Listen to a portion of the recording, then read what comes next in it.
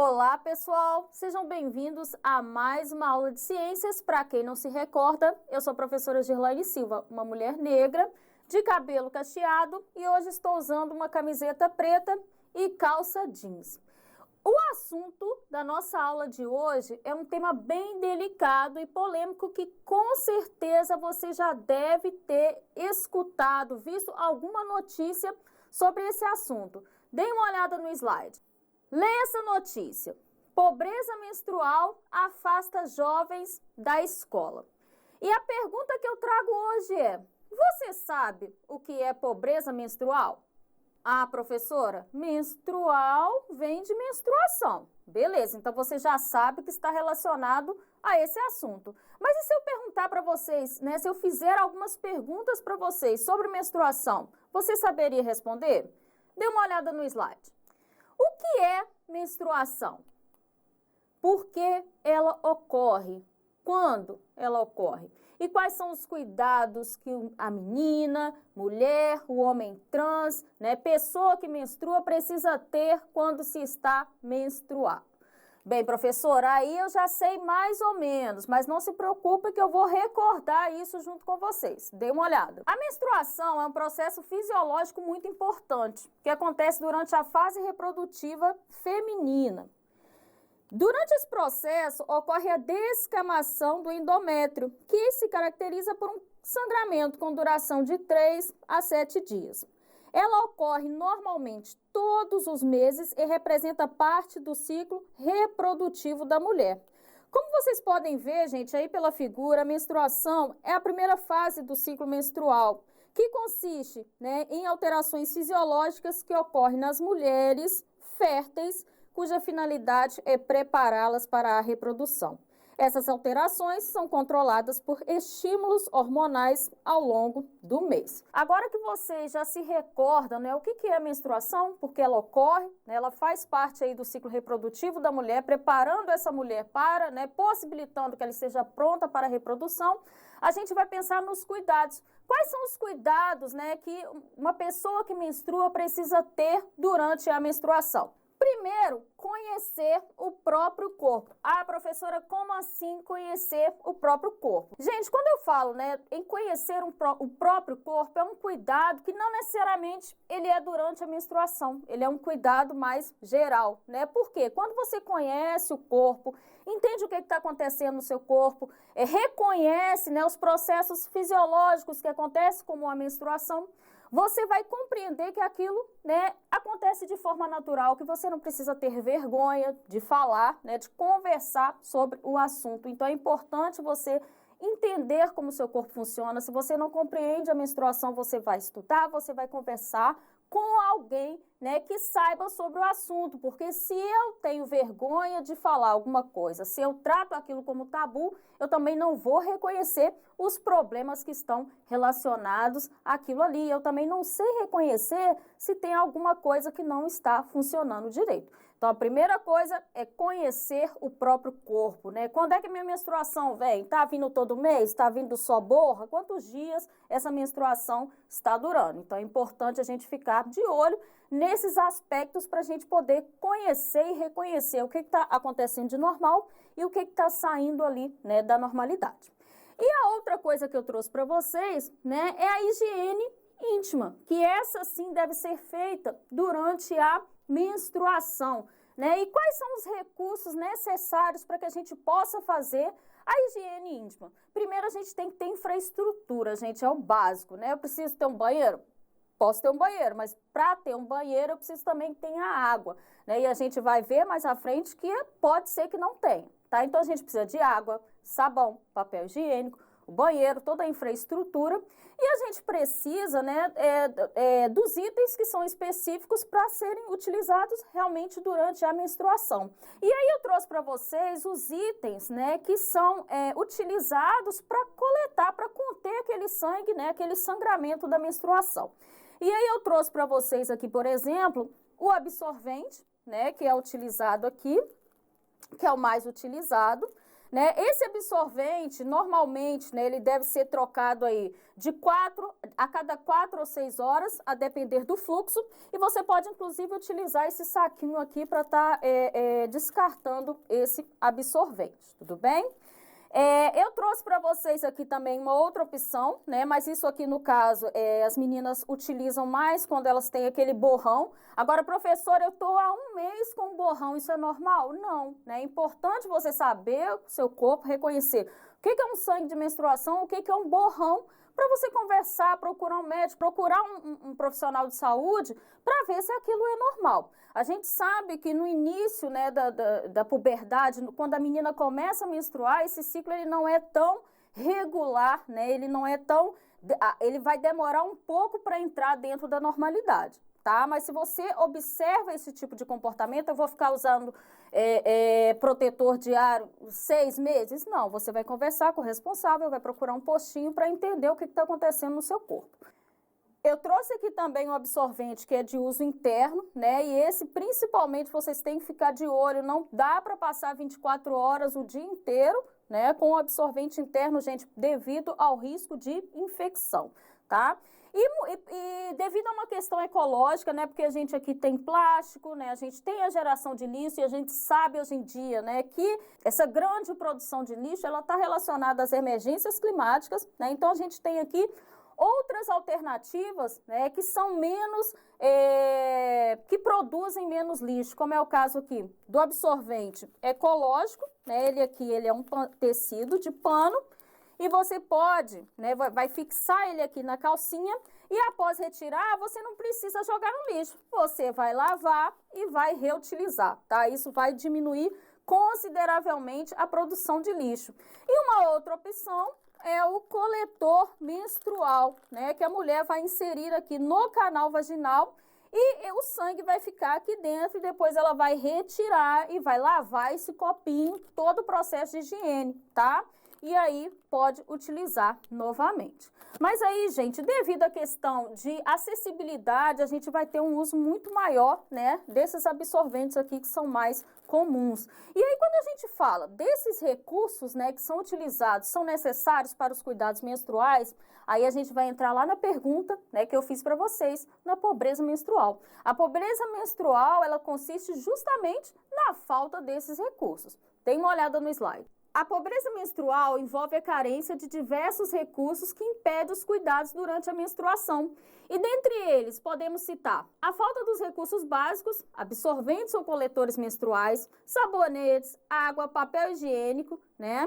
Estima-se que 23% das brasileiras entre 15 e 17 anos não têm acesso a produtos de higiene menstrual, né? Então, observem aí o percentual, né, de pessoas que menstruam que já faltaram à escola por não ter absorvente. Observem aí que quanto menor a renda, maior esse percentual. Observe também, né, aquelas pessoas que já permaneceram mais tempo do que o indicado com absorvente para economizar dinheiro, né? E cabe ressaltar, gente, que quanto mais tempo, né, você fica fora do prazo indicado com absorvente, maior o risco de infecções. Outras pessoas, inclusive, já utilizaram outros materiais, como algodão, roupa velha e papel higiênico, porque não tinha dinheiro para comprar absorvente. Estima-se, né, estima-se um gasto de R$30 por ciclo menstrual. Acontece que 13% da população vive com menos de R$250 mensais. Gente, isso é um soco no estômago e convido a gente a pensar quem a gente deve pressionar e cobrar, né, para que haja mudanças. Outro fator que impede os cuidados durante a menstruação é a falta de infraestrutura adequada, que consiste em banheiros conservados, né?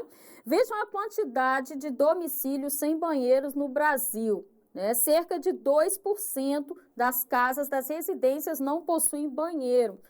No Sudeste, são cerca de 25 mil residências sem banheiro, gente. E observando o gráfico aí, vocês veem diferentes colorações. Quanto mais escuras essas cores, pior fica a situação.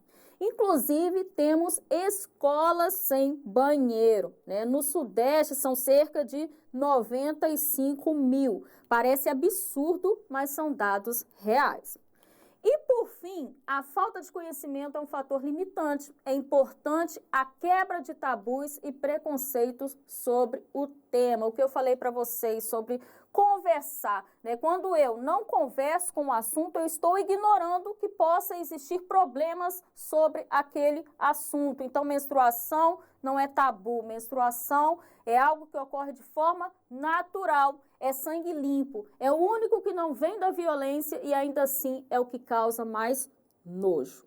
E saibam vocês, né, que desde 2014, a Organização das Nações Unidas, a ONU, considera o acesso à higiene menstrual um direito que precisa ser tratado como uma questão de saúde pública e de direitos humanos. Até porque, né, é um problema que causa, que traz consequências, né, como a carga mental, a pessoa lida com um tabu. Em muitas casas a menstruação é tida como um tabu, algo sujo, né, e aí a gente vai pensar inclusive em outras culturas que se tem todo um misticismo acerca da menstruação.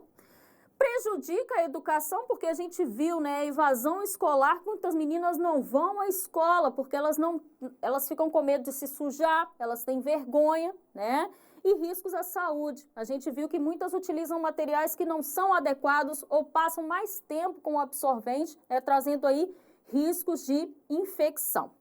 Professora, né, quanto absurdo, o que a gente pode fazer para combater, né? Bem, embora a ONU tenha reconhecido, né, que tenha toda uma documentação, a gente sabe que não existe ainda uma lei que tenha sido aprovada, né? Então, a gente vai ter algumas iniciativas, né, de alguns governos para estar suprindo essa carência, tá? No entanto, gente, é importante a gente ficar em cima, é importante a gente quebrar esse tabu, falar sobre os problemas, procurar conhecimento sobre o assunto, né? Até mesmo para a gente entender o problema e a gente ter argumentos, né, para exigir políticas públicas para resolvê-los, tá? Na nossa rede, por exemplo, a gente tem recentemente um programa, um projeto que foi criado que se chama Livres para Estudar, mas é um projeto ainda recente e que está cobrindo aí a rede municipal. Mas a gente sabe que a gente tem estudantes em todas as esferas, então é importante a gente continuar cobrando e exigindo políticas públicas para sanar esse problema. E uma outra forma também, né, a gente apoiar iniciativas. Existem muitos projetos que vocês podem conhecer, né, que tem essa iniciativa de arrecadar e doar esses absorventes para as pessoas que são mais carentes. E aí, nesse aspecto, eu trouxe um projeto, né, de uma professora carioca que se chama Tuane, e ela vai falar um pouquinho dessa iniciativa que ela teve com a família dela, né, sobre o assunto. Então, eu vou deixar um vídeo para vocês conhecerem esse projeto maravilhoso, que é o projeto que a Tuane tem realizado junto com a sua família. Olá, pessoal da Multirio, eu me chamo Tuane Moraes, eu sou professora de Química e juntamente com alguns amigos e familiares eu decidi criar um projeto que consiste na arrecadação de absorventes para doação em escolas localizadas em comunidades carentes.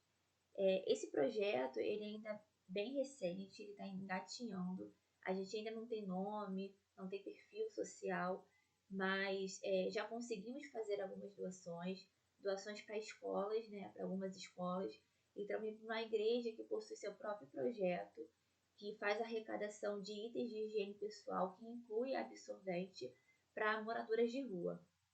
Esse problema da pobreza menstrual ele é muito presente, né, muito recorrente no nosso dia a dia, infelizmente. E para vocês saberem, a Organização das Nações Unidas ela criou um documento próprio que fala somente sobre pobreza menstrual. Nesse documento existem algumas diretrizes, alguns decretos que estabelecem que é o direito de toda mulher ter acesso ao absorvente e que as autoridades elas devem criar programas de políticas públicas eficientes que possam garantir esses direitos. Só que, sim, infelizmente, principalmente no nosso país, a gente não tem a garantia desses direitos, as meninas e mulheres, principalmente a meninas que são estudantes de escolas de rede pública. Então, assim, esse assunto ele é pouco falado, principalmente nas escolas, ele é pouco reportado e pouco visibilizado pelas nossas autoridades. Ele só veio ganhando uma força, um pouquinho de força recentemente porque foi criada algumas leis, né, para garantir esses direitos, mas essas leis elas não garantem de forma eficiente. Eu falando como professora, a gente tem um problema de evasão escolar muito grande, porque as meninas realmente elas se sentem envergonhadas em ter que ir para a escola durante o seu ciclo menstrual, porque não possui absorvente. Algumas delas possuem apenas um absorvente para usar durante todo o seu ciclo menstrual. E quando não tem absorvente, quando acontece esse tipo de problema, elas buscam soluções precárias para substituir o absorvente. Então, a gente tem, além desse problema, o problema da higiene pessoal também, que é precário, e com isso, muitas alunas elas acabam abandonando o ano letivo por se sentirem envergonhadas em ter que ir para a escola durante seu ciclo menstrual. Então, assim, a gente precisa falar sobre a pobreza menstrual, a gente precisa conversar sobre, se aprofundar mais. Eu peço que vocês se aprofundem mais nesse documento da ONU, por exemplo. E eu também convido vocês a se engajarem em projetos como esse. Existem muitos perfis na rede social que já estão há bastante tempo trabalhando sobre esse assunto e também já faz a arrecadação, já tem pontos de coletas espalhados por todo o Brasil para arrecadar absorvente e fazer uma cobertura maior, né? Não só a escola, mas também em outras localidades. Então, assim, eu só tenho a agradecer a professora Gislane e a Multirio por terem me convidado para falar um pouco mais sobre esse assunto. E espero que vocês se engajem, espero que eu tenha passado informações para que você e influenciado vocês de forma positiva. Então, tchau, tchau. Até a próxima. E é isso, pessoal. Eu espero que vocês tenham, né, se inspirado na história da Tuane, né? Se você conhece alguém que passa por esse problema, por que não pesquisar nessas iniciativas ou mesmo conversar com seus parentes, com a sua comunidade para cobrar quem de fato deveria arcar com esses problemas na nossa sociedade, tudo bem? Então eu já vou ficando por aqui. Eu espero que vocês tenham gostado da aula de hoje. Até a próxima!